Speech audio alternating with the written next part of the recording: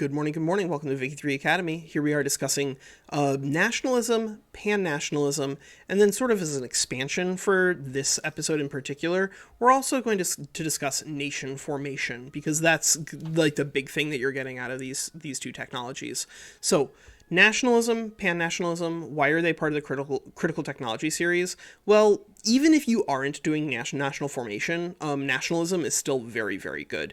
It's a level 2 technology, which means that it's not going to be crazy deep down the tech tree, and also it gets you 10% extra authority, which is, even especially, in fact, at the beginning of the game, when you still have a lot of repressive laws in place, that means that nationalism is going to get you a ton of extra authority. It'll probably let you run an extra decree, or maybe an extra suppression, or maybe it lets you run an extra consumption tax, but the earlier that you can get nationalism, the better, simply because the earlier in the game you're going to have more regressive laws, like kind of no matter what, and then of course, like if you stay with regressive laws as you go on, the extra authority remains valuable, but it's always going to be helpful, just because authority does do stuff, right? Suppression and consumption taxes are really, really powerful, and if you need to use a bunch of decrees, you can.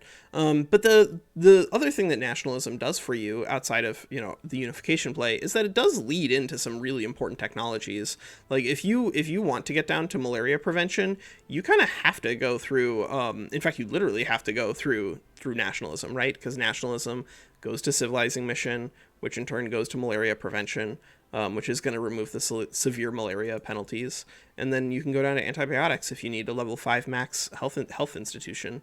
And so that means that in order to get down to antibiotics, you do need to go through nationalism. But it also is going to offshoot onto organized sports. 10% extra prestige is a nice little boost. It might get you into great power status. It might, if you're already a really big, powerful great power, it might make your prestige so high that you push somebody out of being a great power by just raising the average. That's possible.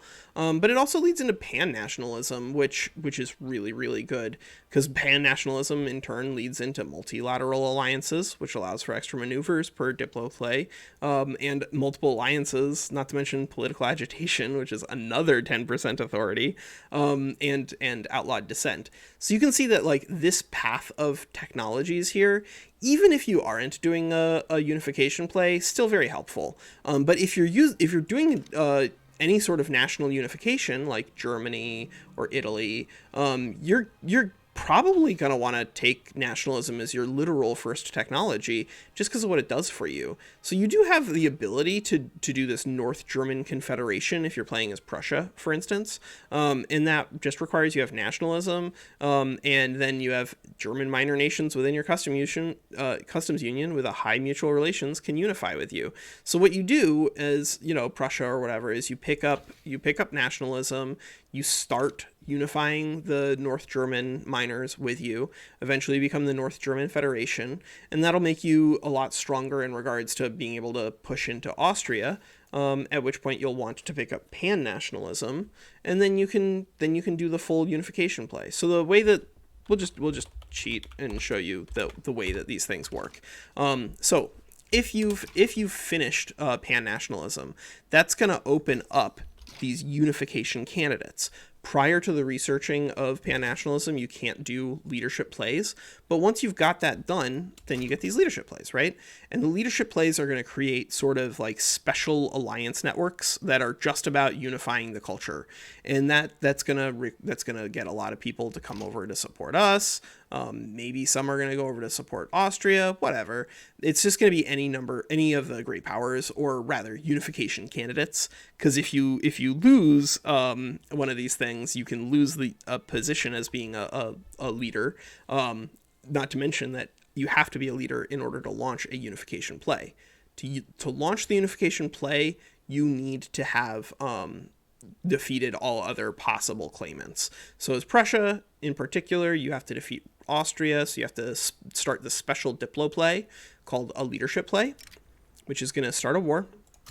And then they're going to choose German leadership as well, and this is going to, as it says there, force Prussia to renounce their ambitions to unify Germany, or force Austria to renounce their ambitions to unify Germany.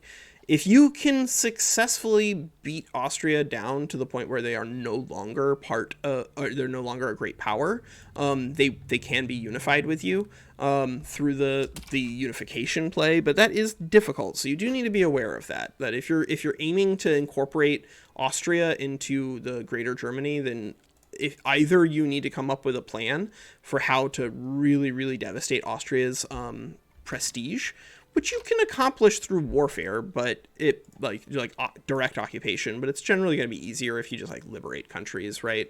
If you can force them to liberate Bohemia, that can be pretty helpful. If you can humiliate them, that can also be pretty helpful.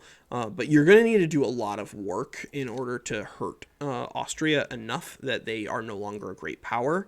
So it's tough. There are some really good guides out there that tell you exactly how to do that. That's not really what we're doing in this video. We're just showing off what a unification play looks like. All right, so we got our German leadership war against Austria. If we had wanted to try to incorporate just the Österreich into our nation, we would probably want to release some of these nations out here or feed some territory back to somebody. But it really just depends on what your national goals are. Unification does not require you to unify all of the pops of your type. It's just a special way to gain territory. All right, so here we go. We got our peace treaty with Austria. So we've air quotes won German leadership, which means that now when we go in here into the cultures tab, we notice that, hey, there are no other unification candidates. And so because we don't have any other unification candidates, we can start a unification play. That will in turn cause a giant war. We will see how it turns out. Invariably, when you start these unification plays, you do end up with somebody else popping up to challenge German leadership. So that way, in the event that you lose your war to unify Germany, there becomes a new leader sort of to resist you. All right, so we got this German unification war that we're going to be pressing just to show off, how you unify Germany. All right, so there we go. We've unified Germany using nationalism and pan-nationalism. We skipped around because really you should be annexing people inside your customs union as Prussia, but that's a special Prussia thing and not just like a general nationalism and pan-nationalism thing.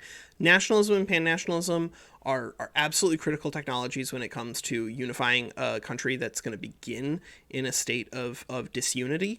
They're really helpful even outside of there if you start with a ton of authority. The only people who don't really need to care that much about prioritizing it are going to be states like France, for instance. France just starts with so much strength and, for that matter, relatively little base authority that nationalism doesn't really do anything for them.